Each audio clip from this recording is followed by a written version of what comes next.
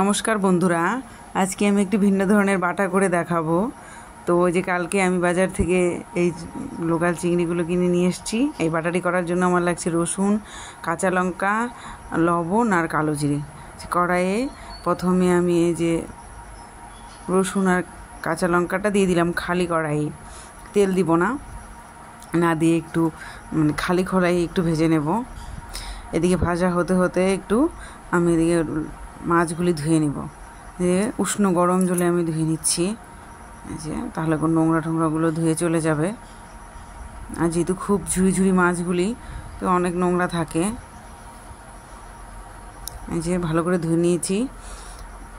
ততক্ষণে আমার এই যে লঙ্কা এরকম দাগ দাগ হয়ে গেছে, লঙ্কা রসুনগুলি তা একটু মিশিয়ে নিচ্ছি।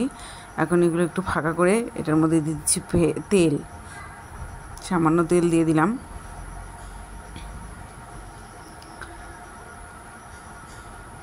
তেল একটু দূরের থেকে ভাজবেন, কারণ অনেক সময় কাঁচা লঙ্কাটা ফুটতে পারে। এই যে দিয়ে দিলাম চিংড়ি মাছগুলি দিয়ে যে মিশিয়ে নিচ্ছি, একটু ভাজবো। এই যে 4-5 মিনিট মতো ভাজবো, এরকম করে নাড়তে থাকবো।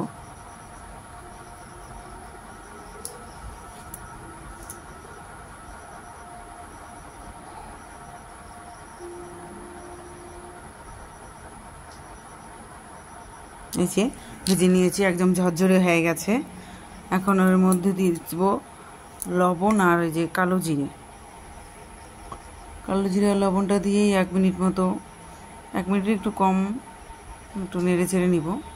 লবণের জলটা শুকিয়ে যায়, কালো জিরেগুলো ঝরঝরে হয়ে যায়। এই যে ঝরঝরে হয়ে এসছে।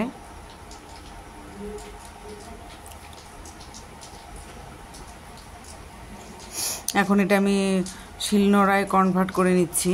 শিলনোড়ায় আমি বেটে নেব, আপনারা মিক্সিতেও বেটে নিতে পারেন। আমি শিলনোড়ায় সব কিছু বাটি বেশি। এই যে বাটাটি তৈরি, খুবই টেস্টি হয়। আর যেহেতু মাছটা লাল, তাই লাল কালার হয়েছে।